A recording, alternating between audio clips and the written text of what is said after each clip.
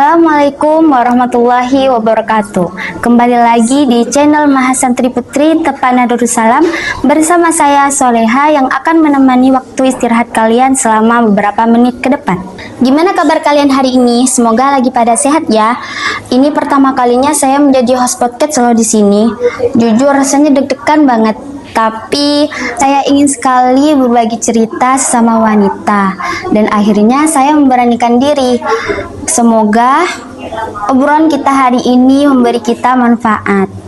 Di episode kali ini kami akan membahas tentang boleh tidaknya keramas ketika lagi haid atau nifas. Dan saya di sini tidak hanya sendirian, juga ditemani oleh kakak kelas saya yang bernama Mawaddatul Fadilah. Halo Kak. Halo. Gimana kabarnya nih Kak? Alhamdulillah baik. Sekarang kakaknya nih mulai mau skripsi nih Kak. Iya, alhamdulillah. Gimana nih Kak perasaan kakak pas mau skripsi? Ya pastinya deg-degan ya. Namanya juga skripsi ya. Tapi mohon doanya lah, semoga diberi kelancaran Iya, skripsinya. amin. Semoga dilancarkan Amin, skripsinya amin. ya Kak. Amin. Oh ya Kak, boleh nggak saya menanyakan sesuatu tentang hukum wanita? Ya, boleh silakan. Jadi gini Kak, mitos apa fakta nih? Seorang wanita yang haid atau nifas itu keramas. Sedangkan ada yang mengatakan itu tidak boleh Kak. Ini gimana ya? Menurut saya seperti itu lebih mengarah ke mitos ya. Sebenarnya larangan tersebut berawal dari suatu makalah yang mana terdapat suatu pendapat yang mengatakan hadis tersebut dhaif. Ia mengatakan bahwa setiap anggota tubuh yang terlepas di waktu kita berhadas besar dan belum melakukan mandi besar kelak akan kembali kepada kita dalam keadaan jinabah di hari kiamat. Saya bacakan makalahnya. Bismillahirrahmanirrahim. Wala yanbaghi an yuhlika an yu'allima aw yastahiddu aw yuhrija daman aw yubaina min nafsihi jis'an wa huwa junubun in turaddu ilaihi sa'irun ajzaihi fil akhirati fayaudu junuban wa yuqalu in kullun sa'ratin tutalibuhu bi janabatiha. Sebenarnya makalah ini tidak mencetuskan ke hukum haram, hanya sebatas sunnah bagi wanita untuk tidak menghilangkan anggota tubuhnya di waktu berhadas besar sebelum ia mandi. Seperti apa? Seperti memotong kuku, memotong rambut, ataupun menyisir rambut jika dikhawatirkan rontok. Jika dilakukan kegiatan ini, maka hanya menyalahi kesunahan. Pol-polnya hukumnya hanya makruh. Makruh ya Kak? Iya. Terus gimana ya Kak? Kan orang zaman dulu tuh jarang banget yang namanya keramas ketika lagi haid. Itu gimana? Hal tersebut memang mengakar bagi sebagian orang awam ya, lebih-lebihnya orang tua zaman dahulu. Saya saja itu pernah menjumpai hal tersebut. Ketika itu saya waktu pertama haid, ada teman saya yang ngomong gini ke saya, kalau haid itu nggak boleh keramas. Loh, kata saya, kenapa? Ya intinya kalau haid itu nggak boleh keramas, seakan-akan ia mengatakan keramas itu haram ketika sedang haid. Hal tersebut ia dengar dari neneknya langsung. Jadi coba kita bayangkan aja gimana kalau selama haid itu kita nggak pernah keramas. Saya aja kebiasaannya kalau haid itu kan 9 hari. Selama 9 hari itu kita tidak keramas, itu kan nggak kebayang itu gatalnya gimana, kotornya kepalanya kita itu gimana. Apalagi ibu-ibu yang sedang nifas, itu kan masanya lama. Ada yang 40 hari, ada yang 60 hari. Gak kebayangkan itu gimana rasa gatalnya, kotornya. Iya sih Kak ya. Oh jadi dibolehkan dong Kak keramas pas lagi haid itu? Diperbolehkan menurut pendapat yang muktamad.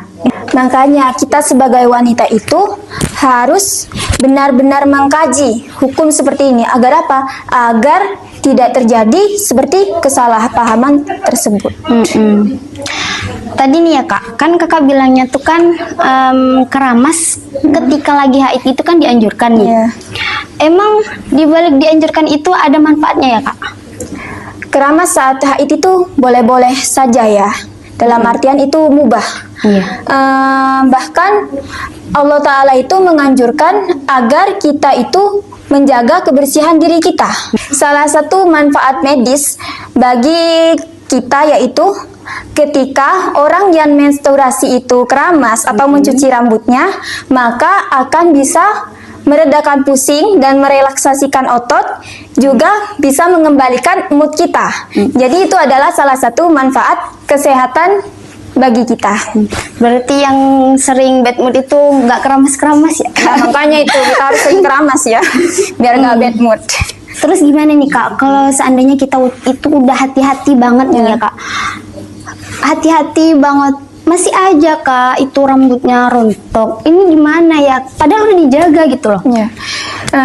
Silahkan keramas ya bagi wanita yang haid atau nifas. Semisalnya kita ingin melakukan kesunahan, maka kita harus berhati-hati ketika keramas. Sekiranya kita tidak melakukan gerakan yang dapat merontokkan rambut. Jika kita sudah berhati-hati tapi tetap rontok ya rambut kita, ya itu tidak masalah. Hanya saja itu tidak melakukan kesunahan. Hukumnya hanya makruh, tidak sampai menjadi hukum haram.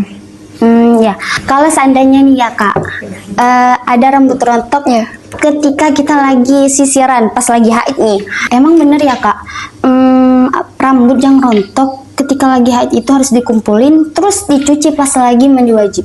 Bahkan hal tersebut sering dilakukan oleh sebagian santri nih Kak, gimana menurut Kakak? Sebenarnya hal tersebut tidak menjadi keharusan ya, bahkan sunnah pun tidak. Karena apa? Karena anggota yang wajib kita basuh adalah anggota yang menempel di tubuh kita, bukan yang sudah terlepas dari tubuh kita. Maka jika ada rambut yang rontok ketika dalam waktu kita itu haid, maka tidak perlu kita bawa dan tidak perlu kita sucikan di saat kita mandi besar. Seperti itu. Kan kata Kakak tadi nih kan, rambut tersebut tidak boleh disucikan. Ya. Terus gimana Kak dengan rambut tersebut? Solusinya gitu? Dianjurkan bagi seorang wanita itu mengumpulkan dan memendam rambut itu bukan hanya dalam keadaan haid saja, tapi mengumpulkan dan memendam rambut itu baik dalam keadaan haid atau tidak itu sangat dianjurkan bagi seorang wanita. Karena apa? Karena supaya tidak terlihat oleh seorang laki-laki yang bukan mahramnya. Kenapa harus kita pendam? Karena walaupun rambut itu sudah terlepas dari badan kita, itu hukumnya tetap aurat bagi kita. Makanya daripada itu, kita harus mengumpulkan, kemudian kita pendam agar tidak terlihat oleh orang laki-laki yang bukan mahramnya kita. Oh gitu ya Kak. Iya. Nah, itu tadi seputar mitos dan fakta tentang keramas ketika lagi haid. Jadi mulai hari ini nggak ada lagi tuh alasan rambut lepek di pondok, karena Islam itu indah, bersih, dan tidak pernah membuat ribet umatnya. Terima kasih ya Kak. Iya, sama-sama. Dan